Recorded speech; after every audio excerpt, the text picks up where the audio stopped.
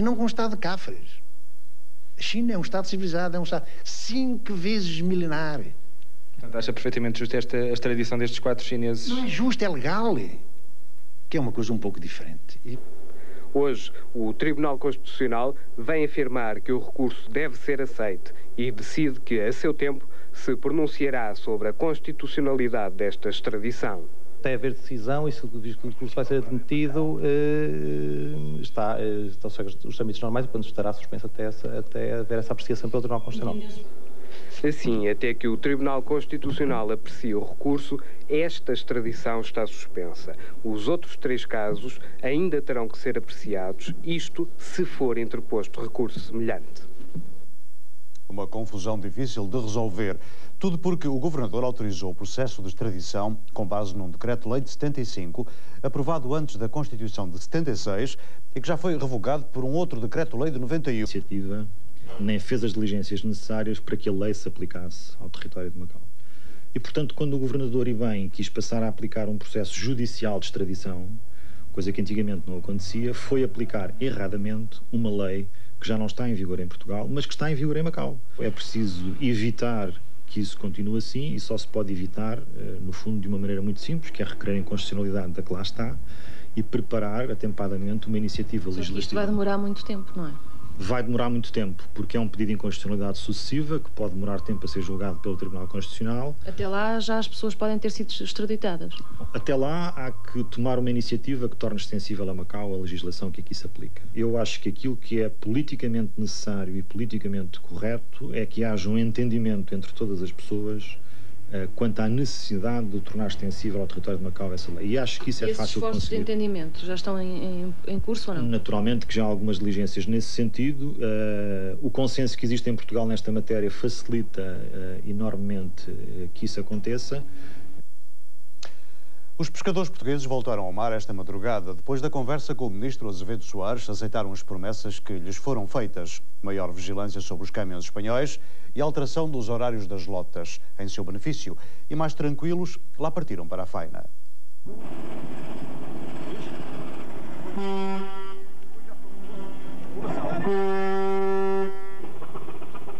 Os pescadores de Matosinhos, depois de ouvidas as promessas de Azevedo Soares, regressam à faina. No bolso, a confiança no cumprimento das promessas de maior vigilância na entrada de peixe espanhol e na passagem à prática das normas de venda nas lotas portuguesas. Os pescadores avisam, no entanto, se o ministro não cumprir as promessas, vêm aí novos protestos. Em Matosinhos, guardam-se as palavras nos comentários à reunião de Lisboa entre os sindicatos e o ministro do Mar. O trabalho agora é muito para arrumar de novo os barcos e preparar tudo para uma noite à procura de um bom lance de carapau. Quase tudo corre bem para os pescadores e se os preços se mantiverem ao nível dos últimos dias, esse carapau pescado nas águas portuguesas e nas águas espanholas vai chegar ao prato de todos nós à módica quantia de 700 escudos o quilo. Se o negócio se mantiver assim e se os espanhóis não vierem para cá estragar os preços, a pesca vai compensar nos próximos tempos. A união faz a força. Foi certamente o que pensaram 3 cooperativas de produção de leite portuguesas, Agros, Proleite e Lacticup, face à concorrência dos italianos da Parmalat. Eles resolveram juntar-se numa única empresa, chamar-se-á Lactogal e passará a dominar 85% do mercado português. Há cerca de um ano, as uniões de cooperativas Lacticup e Proleite tentaram a fusão com a Agros. A ideia seria formar uma holding preparada para marcar pontos entre as multinacionais que dominam o setor leiteiro europeu. Lactogal foi o nome dado à sociedade que iria lançar esse gigante empresarial, mas a Agros disse não ao projeto. Agora dá-se volte-passe, se não para a fusão pura e simples, pelo menos para o lançamento de uma empresa que permita uma estratégia comum a nível de mercado. Julgo que há uma coisa que venha a acontecer, tal como a criação da Lactogal, é precisamente pois, na área comercial. De fora parece ficar a ideia inicial de alterar a rede de recolha de leite ou qualquer plano que passe por grandes aumentos do preço pago ao agricultor.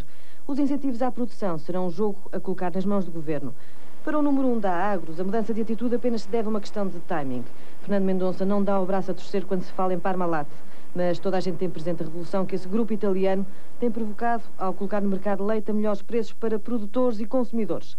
O princípio da fusão terá sido também acarinhado pelo Ministério da Agricultura, embora a Agros negue qualquer espécie de pressão.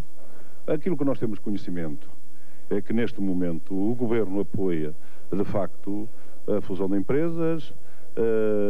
Julgamos que podem existir algumas aliciantes nesse sentido, porque o Governo também se apercebe que a economia portuguesa tem de ganhar, de facto, esse padrão de competitividade que talvez em muitos sítios e em muitos lados hoje não tenha conquistado.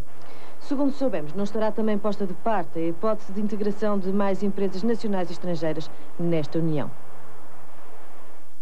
Apesar de representar apenas 0,4% do total mundial, o mercado português tornou-se atraente para o maior produtor europeu de leite e laticínios. A empresa italiana Parmalat chegou a Portugal, instalou-se com armas e bagagens e, por pouco, não arrasou a concorrência. O interesse da italiana Parmalat pelo nosso mercado já tem 3 anos, mas a marca só começou a vender em Portugal em setembro do ano passado. Em poucos meses alcançou 12% do mercado. E as razões estavam à vista. A Parmalat é a maior produtora europeia de laticínios e encontra-se entre as 30 maiores a nível mundial. Para arrasar a concorrência era fácil. A marca italiana pratica preços mais baixos para o consumidor e dá mais dinheiro aos produtores. Tudo isto numa altura em que os produtores portugueses contestavam fortemente os preços praticados pelo setor e protestavam junto às cooperativas. A última ação de protesto foi o corte de uma linha de comboio por onde deveria passar um carregamento de 700 toneladas de leite vindas de França para a Parmalat. Com medo de verem as importações arrasar os seus negócios, os agricultores faziam apelos ao governo e criticavam a Confederação dos Agricultores Portugueses. A decisão agora tomada pelas 3 grandes cooperativas portuguesas de transformação só peca pela demora. A ProLeite, a Agros e a Laticup repartem entre si 66% do volume total de negócios do setor e asseguram 60% da recolha de leite nos produtores. Com a fusão, podem reforçar posições e expandir o mercado. Na concertação social começaram hoje a ser discutidas as alterações às leis laborais. Governo e patronato estão de acordo na flexibilização do mercado de trabalho. Dizem que isso tornará as empresas mais fortes e criará emprego. Os sindicatos dizem precisamente o contrário, que flexibilizar serve apenas para facilitar os despedimentos. Mais uma reunião intercalar entre parceiros sociais. Tema forte na mesa, leis do trabalho. Assunto polémico porque se fala muito em flexibilização. Os sindicatos dizem que isso serve para facilitar os despedimentos. Governo e patrões contestam. Admitem que haja mais desemprego, mas apenas temporariamente. A ideia é criar mais empregos a médio prazo. Explique-me como é que despedir pessoas pode provocar um aumento do emprego, que é um outro dos objetivos que anunciou. Olha, estamos numa economia de mercado. As empresas têm que ter situações de equilíbrio económico e financeiro para poderem sobreviver numa perspectiva de médio e longo prazo. Portanto, como também é uma verdade que muitas vezes a rigidez que existe nos mercados de trabalho adia apenas determinado tipo de soluções que uma maior flexibilidade em momento oportuno poderia evitar. Por outro lado, uma maior flexibilidade no mercado de trabalho é um elemento importante para a dinamização do investimento, para a criação de novas empresas. Se as empresas continuarem a fazer solidariedade social e ter empregados que não trabalham ou que não estão a dar rendimento suficiente para aquilo que os salários despendem, a empresa não pode ser competitiva e nessa altura vai de certeza fechar a empresa ou pelo menos fechar parte da empresa, o que vai criar mais desemprego. Os sindicatos nem querem ouvir falar em mexidas na lei para facilitar despedimentos. Quanto aos despedimentos coletivos, a legislação portuguesa já é mais liberal da Europa. Quanto aos despedimentos individuais, o que está em vigor resulta do Acordo Económico e Social de 91, foi acordado entre Governo, Confederações Patronais e a UGT. Não vemos nenhuma justificação para mexer nessa legislação. As negociações vão continuar. Uma decisão final sobre um acordo ou desacordo social só lá para outubro. À tarde, a CGTP, em conferência de imprensa, protestou contra a aliança entre governo e patrões. O patronato assume-se como advogado de defesa do governo, dizendo que é natural que o governo não apresente propostas, precisamente para permitir ao governo que vá recuperar para a discussão propostas do patronato que sabe que os sindicatos pura e simplesmente não admitem e que são as velhas teorizações de que os problemas do mercado de trabalho se resolvem à custa da desregulamentação absoluta e da flexibilização absoluta do mercado de trabalho. A Câmara da Nazaré voltou a ficar sem presidente. Jorge Barroso perdeu o mandato por decisão do Supremo Tribunal Administrativo. O processo teve origem numa queixa do presidente anterior, Luís Monterroso, do PS, que acusou o atual presidente, Jorge Barroso, do PSD, de praticar irregularidades enquanto vereador. A decisão do Supremo Tribunal Administrativo contraria, assim, a decisão do Tribunal de Coimbra, que em fevereiro declarara a queixa de Monterroso improcedente. Monterroso, que perdeu a Câmara nas últimas eleições, tinha sido também ele alvo de ações por alegadas irregularidades. Há uma série de indícios de sabotagem em comboios que aumentam suspeitas de crime no acidente de Lessa do Baliu, no qual morreram 3 pessoas. Fontes da Judiciária disseram hoje à RTP que a semana passada alguém abriu as válvulas de segurança na estação da Trindade, no Porto, imobilizando vários comboios. Mas há mais suspeitas. A Judiciária tem nesta altura na mão 3 factos para investigar as suspeitas de sabotagem na linha Porto-Guimarães. A abertura das válvulas de segurança de vários comboios desta linha na passada quarta-feira, na estação da Trindade, às 4 da manhã. O parafuso tipo barreta, que terá provocado o descarrilamento de Lessa do Baliu a 29 de junho. E um outro parafuso encontrado na mesma linha, junto a Custóias, 3 dias depois do acidente de Lessa. A Judiciária não tem dados que permitam ligar os 3 incidentes que decorreram durante um período de greve às horas extraordinárias nos comboios portugueses, uma altura onde circulam menos composições e a vigilância é menos apertada. A colocação de parafusos numa zona pouco frequentada é o primeiro facto considerado estranho.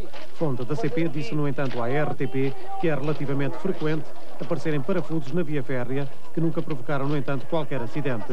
O aparecimento dos 2 parafusos num curto espaço de tempo intriga, no entanto, todos os investigadores.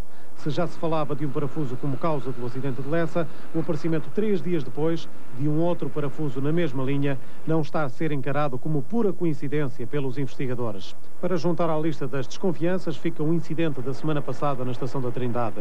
As válvulas de segurança, que imobilizam completamente os comboios, foram abertas em várias composições na madrugada de quarta-feira. Uma manobra simples que, no entanto, segundo fonte da RTP, dificilmente seria executada por um leigo na matéria. A Alemanha já pode participar em missões armadas das Nações Unidas no estrangeiro. Assunto para a segunda parte deste jornal, onde falaremos ainda da situação em Moçambique, a 3 meses das eleições, de um ilustre português entaipado em Lisboa e da filosofia de vida de um japonês de 87 anos. Já a seguir.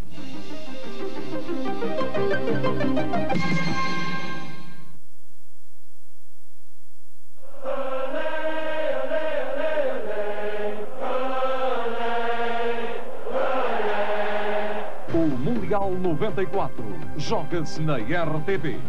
Aumenta a emoção com as meias finais. Esta quarta-feira à noite, entra em campo no Canal 1. Brasil-Suécia, à 1h30. A Alemanha já pode participar em missões armadas das Nações Unidas fora do seu território. O Tribunal Constitucional alemão pôs hoje termo a uma proibição que datava do final da Segunda Guerra Mundial, impedia os alemães de participar em qualquer iniciativa armada no estrangeiro. Os juízes do Tribunal basearam a decisão na Carta das Nações Unidas, onde se determina que todos os países signatários podem participar em missões de combate ou manutenção da paz ao serviço da ONU. E a República Federal Alemã assinou a Carta em 1983. Helmut Kohl tem lutado nos últimos anos por um papel mais interveniente da Alemanha em zonas de conflito. Já tinha, aliás, enviado tropas alemãs para a Somália e Jugoslávia, mas só com a missão de vigiar a aplicação de sanções da ONU. A decisão do Tribunal agradou, portanto, a Kohl. Já a oposição considera que é um passo para a militarização da Alemanha. Satisfeito com esta decisão, ficou o presidente norte-americano de visita à Alemanha. Clinton considera mesmo que foi um presente inesperado dos juízes alemães. Há muito que Washington reclamava um maior envolvimento dos alemães no estrangeiro. De resto, a visita de Clinton está a ser um sucesso. Além de saber umas palavras de alemão, ele continua a tocar saxofone.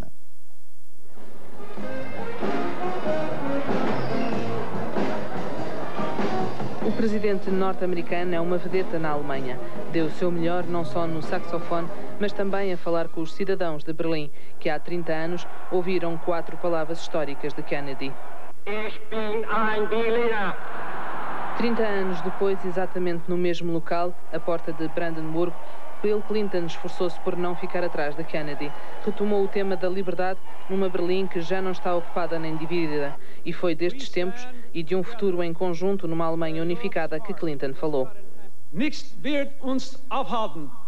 Alles ist möglich. Berlin ist frei. Clinton prometeu que os Estados Unidos não vão abandonar a Alemanha no seu esforço de reconstrução económica a leste. E foi de cooperação e de políticas comerciais entre Estados Unidos, Alemanha e União Europeia que Clinton falou nos seus encontros com Helmut Kohl e Jacques Delors. Antes de regressar aos Estados Unidos, Clinton visitou ainda a Sinagoga de Berlim, a seu próprio pedido. Uma última homenagem aos 10 mil membros da comunidade judaica de Berlim, constituída sobretudo por imigrantes russos. Na Coreia do Norte chora-se a morte de Kim Il-sung, o líder, o pai, o único dirigente que os norte-coreanos conheceram desde a independência. Kim Il-sung morreu no pior momento para as esperanças de reconciliação entre as duas Coreias. Foi na última sexta-feira e, desde então, o povo ainda não parou de chorar. A mesma mole imensa dos dias festivos, mas desta vez para chorar junto à estátua do seu líder. As massas choram como quem perdeu tudo na vida, como se não houvesse futuro sem Kim Il-sung. E a verdade é que a maior parte dos norte-coreanos, se não sabe o que vai ser o futuro sem Kim, também não conheceu o passado sem o grande líder. Kim Il-sung foi o primeiro e até agora único dirigente da Coreia do Norte, um poder iniciado no final da Segunda Guerra Mundial, altura em que a parte norte da Península Coreana, ocupada pelos russos, se tornou uma das repúblicas democráticas ao gosto de Stalin. Kim, como Mao na China e Enver Hoxha na Albânia, fazia parte desse passado stalinista. O antigo chefe guerrilheiro comunista criou o seu país numa base monolítica e para si próprio criou um culto de imagem que o endeusou perante os olhos de todos os norte-coreanos. Resistiu à Guerra da Coreia, à queda do Império Soviético e após 49 anos de governo, só a morte o conseguiu separar do poder supremo. Um poder que Kim sempre desejou ver perpetuado no seu filho Kim Jong-il, também beneficiário de uma construção de imagem só suplantada pelo infalível pai. Kim Jong-il, de 52 anos, é, de há muito, membro do Politburo e desde o ano passado também comandante supremo das Forças Armadas. O querido líder, como é designado oficialmente, parece já ter garantido a fidelidade das forças de segurança do país. Agora resta a sua confirmação pelo partido e pela Assembleia Popular Suprema norte-coreana. Só na próxima semana, acabado o luto, virão as certezas. Mas o destaque dado à sua presença nas exéquias do pai parece indicar que tudo não passará de uma formalidade e que a primeira sucessão dinástica do mundo comunista vai acontecer na Coreia. Perante a morte do grande líder, e enquanto dignitários de muitos países se fazem representar no seu funeral, e a anunciada cimeira de reconciliação entre as duas Coreias fica à espera de nova oportunidade, o mundo interroga-se sobre o novo Kim.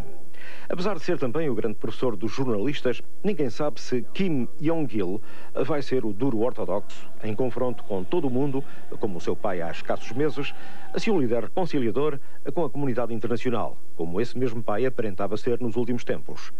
Poucos dias antes de morrer, ironicamente, talvez cedo demais.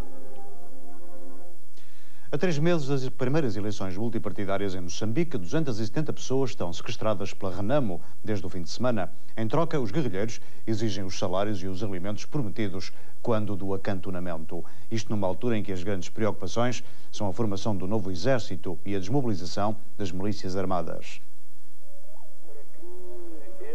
A deficiente distribuição de alimentos e dos salários prometidos na altura do acantonamento está na origem dos distúrbios deste fim de semana. Cerca de 677 elementos das forças do movimento de Afonso de Lacama insubordinaram-se e cortaram a Estrada Nacional número 1 na província de Sofala como forma de protesto e fizeram 270 reféns. Há mais de uma semana que as Nações Unidas sabiam que esta situação podia acontecer a qualquer momento. Na sexta-feira passada, quando acompanhámos uma equipa de fiscalização a um acampamento da Renamo, a autorização foi-nos cancelada à última hora por rádio e com a justificação de que havia falta de segurança. Mas outra segurança.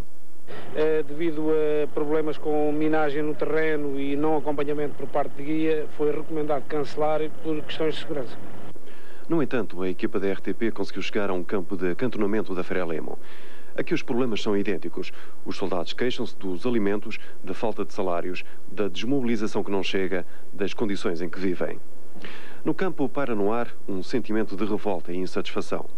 As Nações Unidas dizem que praticamente todos os soldados que militaram nas fileiras dos dois movimentos estão hoje acantonados, mas reconhece que existem muitos problemas nos campos de acantonamento.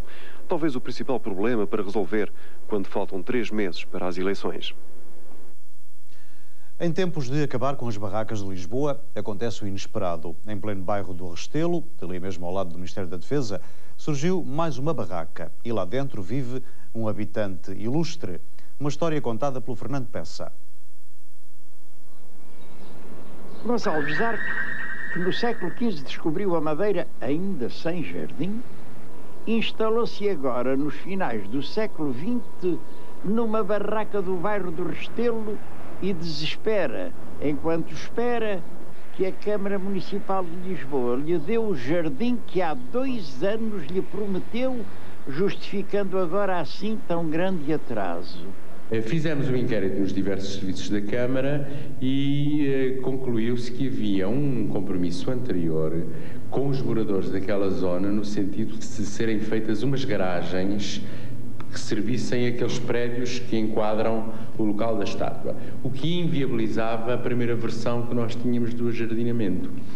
E, portanto, o que nós temos estado a fazer foi reformular o projeto de enquadramento da estátua de Gonçalves Zarco para serem satisfeitos os 2 compromissos. O anterior, com os moradores da zona, foi feito através de um departamento da Câmara, e o atual compromisso com os promotores da estátua de Gonçalves Zarco. E, portanto, é nessa fase que efetivamente estamos.